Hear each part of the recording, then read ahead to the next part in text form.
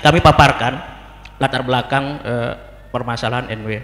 Sengketa kepengurusan Ormas Nahdlatul Ulama peninggalan Bapak Maulana Syekh sejak Muktamar ke-10 tahun 98 di Lombok Tengah Peraya itu, pada saat itu yang terpilih menjadi ketua PBNW adalah Hajah Siti Raihanun Zainuddin Abdul Majid, tapi dengan bermacam alasan dan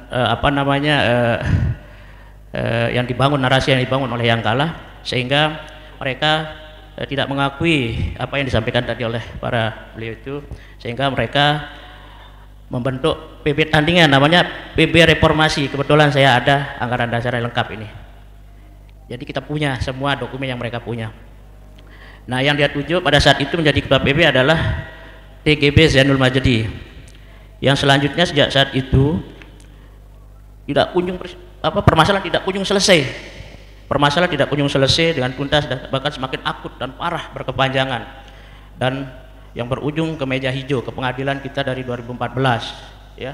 Tapi alhamdulillah semuanya itu bahwa kita dituduh bahwa mencuri dokumen semua di pengadilan, tetapi pengadilan menyatakan bahwa itu tidak benar, dan yang benar adalah Hajah Siti Raihanun sebagai ketua umum PBNW pada saat itu dari patok palu dan ingkrah semua. Mereka tidak bisa berkutik, namun mereka tidak hilang, ini namanya orang pinter, ini pinter mengkelit, tidak habis cara, tidak habis celah. Setelah mereka tidak bisa berkutik dengan hukum karena sudah ingkrah dan sudah diputuskan di beberapa pengadilan, tiba-tiba tanggal 22 siang itu saya ditelepon oleh Kepala Kumham Kanwil Pak Haris yang di Mataram. Dia bilang ingin ketemu dengan ketua PBNW. Saya bilang, ada masalah apa Pak Kanwil? Saya bilang, ada yang kita harus bicarakan, dia bilang pada saat itu tanggal 22. Nah, singkatnya kami terimalah siang itu. Nah, beliau menyampaikan salamnya Pak Dirjen, Pak Cahyo, dengan beberapa yang dari Jakarta akan datang besok pagi untuk silaturahim pada sorenya. Ya, singkat ceritanya kita terimalah mereka. Sorenya kita tunggu sesuai dengan apa yang disampaikan oleh Pak Kanwil Kumham NTB. Yang akan datang pada saat itu sebenarnya cuma Dirjen saja. Jadi Dirjen Ahok kita tidak tahu akan terjadi seperti yang akan saya ceritakan sekarang ini.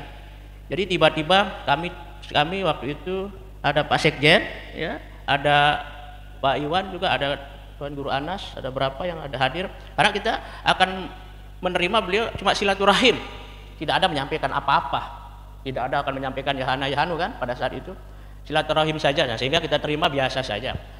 Kami tunggu dari jam 4 sore ini, jam 4 sore kita tunggu, kok nggak ada, kita telepon lama, mana ini sebentar saja kan. Tiba-tiba muncul, datang Intel, para Intel semua, Intel datang gini, ada Forkopimda datang, ada Kapolda semua, yuk kaget kita. Ini ada apa? Nah, saya telepon lah yang bersangkutan, kenapa lama ini? Saya bilang, oh tunggu sebentar. Ternyata mereka datang jam, kalau tidak salah jam 8 ya Pak Iwan ya, jam 8 malam, yang tadinya jam 4, membawa draft yang isinya kesepakatan. Ini draft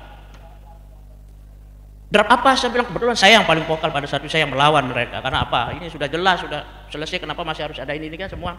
Nah, tetapi kami ditekan ini oleh Dirjen, kalau tidak ini kami akan batalkan semua. Dia bilang, kita diam, kami akan ini semua, karena ini sudah sepengetahuan Presiden, macam lah mereka ini. Jadi diinterogasi, sehingga ketua PBNW sama ketua Rois Am waktu itu menyerahkan ke bagaimana kan begitu. Kalau gitu dibacalah, singkat cerita dibaca, nanti bisa kita tanya jawab ya, apa yang tidak jelas ini secara ini nanti ditanya ya. Jadi kita bukalah kesepakatan itu, antara lain ada yang kita tolak kesepakatannya masalah logo. Pertama, dia bukan NWDI, namanya NW Pancor di sini. Ya, kita biarkan ya. Yang kedua, masalah logo tidak boleh sama. Tidak boleh sama dengan yang sudah ada. Kenapa? Karena logo dan merek NW sudah terdaftar di HKI, di HAKI, di Kumham.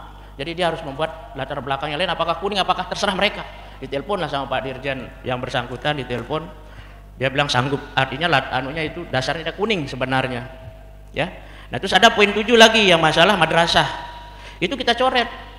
Ini kesepakatan yang ini kita coret itu, dan kita buatkan dia langsung pada saat itu kita foto bersama. Ada foto bersama, saya dokumentasi semua. Kita foto bersama ini, Pak Kapolda, Korem, Forkopimda yang dari pusat, ini kita foto bersama. Inilah kesepakatan yang sebenarnya pada malam itu. Dan sampai kita lama berargumentasi ya, sampai hampir jam setengah 2 kalau tidak salah ya, jam setengah 2 itu, sampai jam 2 clear. Oke, kita pulang. Besok dia jam 7 dari telepon saya, kok kayak ini, tapi maaf Pak Kapolda sedikit mengancam. Saya bilang, ini kita draftnya mana yang tadi malam, kan yang ditandatangan mana dulu draftnya ini. Saya bilang, kalau belum ada draft bagaimana saya menyampaikan ke ketua PB. Ya udah nanti di sana pokoknya udah clear semua, katanya Pak Yudi. Saya ingat sekali ini, yang kurang ajar ini Pak Yudi namanya di Kumham. Dia yang dia yang mengetik semua, dan ada foto saya langsung besoknya saya kejar. Dia bilang ke Jakarta seminggu. Akhirnya saya kemarin pas saya di YouTube sudah seperti ini mengancam dia, baru dia datang kecek-kecek bahwa kesepakatan itu ternyata tidak sesuai dengan kesepakatan awal. Jadi kesepakatan kita itu malam itu sebenarnya yang malam itu, kalau yang paginya itu secara seremonial saja itu. Nah, paginya karena tidak sesuai apa yang logonya sama apa namanya poin 7 yang kita sama-sama sepakat dicoret, muncul lagi di sana. Saya langsung tanggal 24 telepon Kapolda, hubungi semua malam hari itu bahwa ini tidak benar, ini penipu. Saya bilang ini tidak jelas, tidak sesuai dengan kesepakatan kita malam itu. Tadi Pak Kapolda menanggapi waktu itu, ya kita segera bicarakan. Tetapi sampai hari ini kita tidak dikasih salinannya yang asli ini. Kita ini saya dapat dari YouTube. Nah, itulah sistem cara mereka untuk menjebak kita, untuk apa namanya, membuat kita sehingga kita kalah dengan opini dari mereka. Pertama, dia udah tanda tangan katanya kan. Yang tidak tanda tangan itu kan seremonial saja. Seharusnya pagi itu dia masih baca dulu, baru kita masuk ke ruangan itu. Di ruangan itu kita udah dikumpuli oleh semua. Jadi tidak ada yang Pak Sekjen, saya seperti ini dengan Ketua PB, tidak ada. Kita tidak bisa, karena dasarnya itu tidak kita dikasih.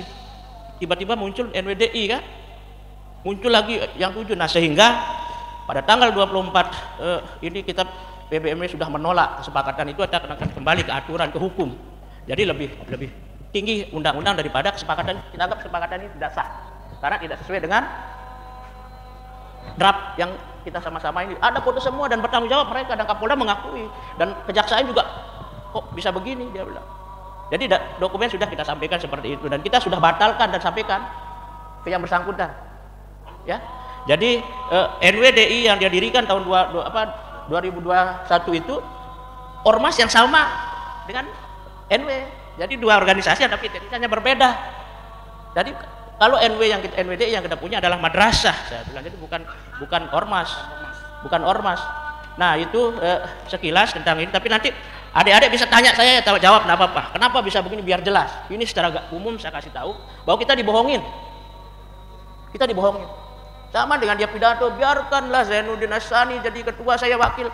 Itu sudah awal kita perang di media, udah apa, di pengadilan, udah kalah.